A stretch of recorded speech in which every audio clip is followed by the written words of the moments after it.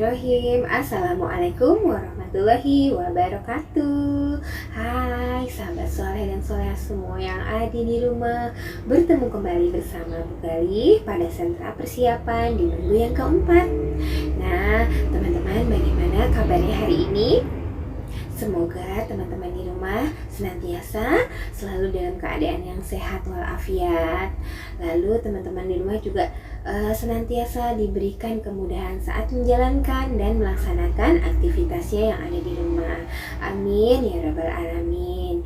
Nah teman-teman, di minggu keempat kali ini kita akan membahas tentang tema alat transportasi. Alat transportasi yang akan kita bahas di minggu ini yaitu transportasi laut.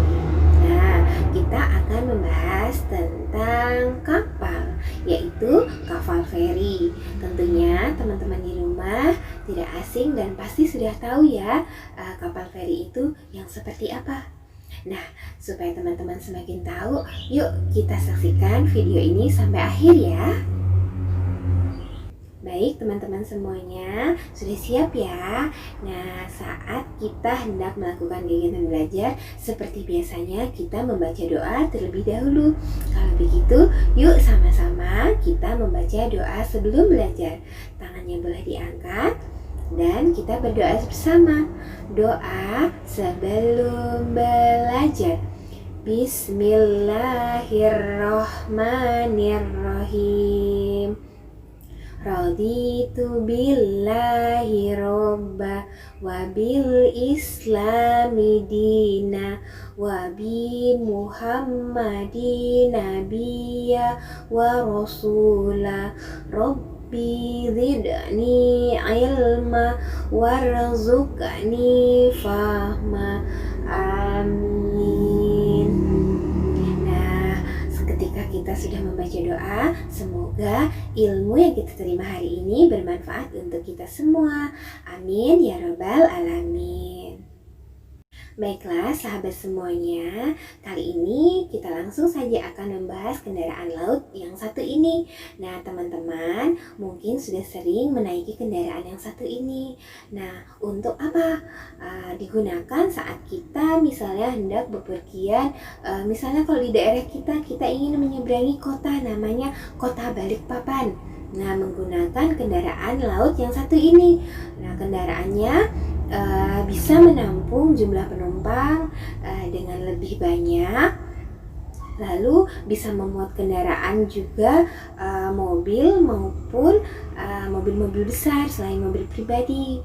Nah namanya adalah kapal feri. Ya betul sekali, kapal feri. Jadi kapal feri ini adalah kapal yang biasanya digunakan untuk mengangkut penumpang nih teman-teman. Apa saja lagi selain penumpang yang teman-teman tahu? Ya betul, tadi ada kendaraan kecil, mobil kecil, truk juga bisa, bis juga bisa, mobil tangki juga bisa, dengan kapasitas yang tentunya sudah ditentukan. Tidak boleh terlalu banyak atau melebihi kapasitas karena sangat berbahaya. Nah, selain itu, siapa ya kira-kira yang mengemudikan kapal feri? Apakah teman-teman tahu siapa nama pengemudi kapal? Ayo coba teman-teman sebak semuanya. Nah, seperti sudah ada yang menjawab, betul sekali. Yang mengemudikan kapal namanya adalah nahkoda. Bisa teman-teman ulang sekali lagi, nahkoda. Bu Gali ulang kembali ya sahabat semua. Bu Gali ulang kembali ya sahabat. Jadi nahkoda tadi adalah sebutan untuk profesi seseorang yang dapat mengendarai kapal tadi. Nah selain itu teman-teman di sini juga akan mengenal tentang tempat-tempat pemberhentian kendaraan selain kapal. Nah, kalau kapal ada di mana tempat pemberhentiannya teman-teman? Jadi setelah kapal mengangkut kembali penumpangnya, lalu memberhentikan penumpangnya dari tempat yang satu ke tempat yang lainnya. Nah, tempat yang satu dan tempat yang lainnya ini disebut dengan tempat pemberhentian. Nah, tempat pemberhentian untuk kendaraan berupa kapal ini namanya adalah apa? Coba Nih Bu Guru kasih tahu ya, namanya adalah pelabuhan. Jika ada pelabuhan yang digunakan sebagai tempat pemberhentian kapal, ada lagi nih teman-teman, tempat-tempat lain yang digunakan kendaraan seperti pesawat terbang, ada kereta api, ada juga kol atau mobil sejenisnya sebagai tempat pemberhentian. Nah, kita kenali dulu yuk nama-nama tempat pemberhentian kendaraan selain kapal tadi. Coba teman-teman saksikan gambar berikut ini. Mengenal tempat pemberhentian kendaraan. Yang pertama adalah pesawat terbang, dan nama tempat pemberhentiannya yang juga digunakan untuk mengangkut penumpang adalah bandara. Selanjutnya adalah kereta api, dan nama tempat pemberhentian yang juga digunakan untuk mengangkut penumpang disebut dengan stasiun. Lalu ada terminal yang digunakan bis untuk mengangkut dan sebagai tempat pemberhentian penumpang. Dan ada pelabuhan sebagai tempat bersandarnya kapal. Di daerah kita terdapat pelabuhan Penajam yang terkenal dan masih digunakan sampai sekarang. Setelah sahabat semua tadi sudah mengenal nama-nama tempat pemberhentian kendaraan selain kapal, kali ini Bu Gali juga akan mengenalkan jenis-jenis kapal feri yang tentunya baik untuk teman ketahui. Yuk sekarang kita saksikan bersama ya.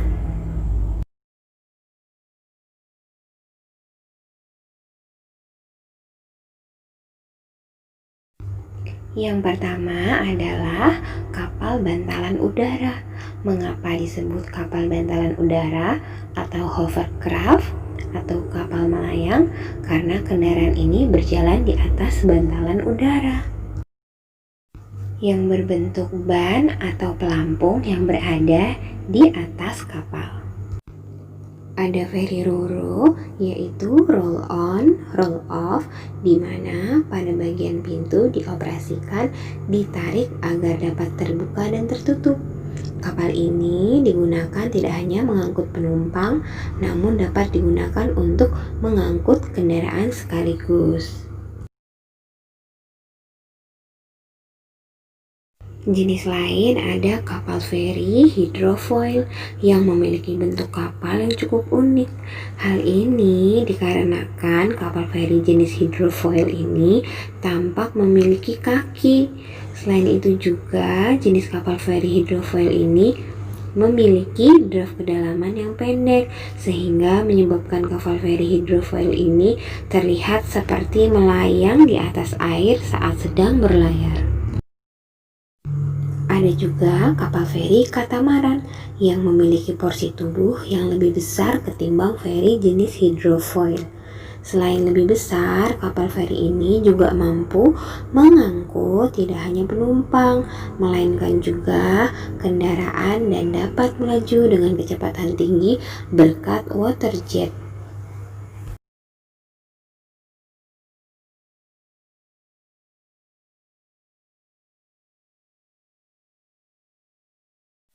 Lalu ada kapal feri ujung ganda.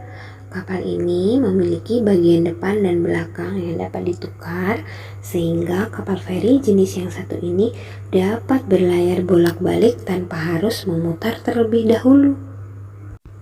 Kenapa seperti itu? Karena kapal feri ujung ganda ini memang memiliki dua kemudi yang berada di bagian depan dan belakang seperti komuter lain. Alhamdulillahirrahmanirrahim. Nah teman-teman, dari sekian informasi yang sudah Bu Gali berikan, saatnya kita mulai kegiatan belajar dalam sentra persiapan. Saksikan terus ya teman-teman video ini sampai selesai. Yuk sama-sama kita mulai kegiatannya.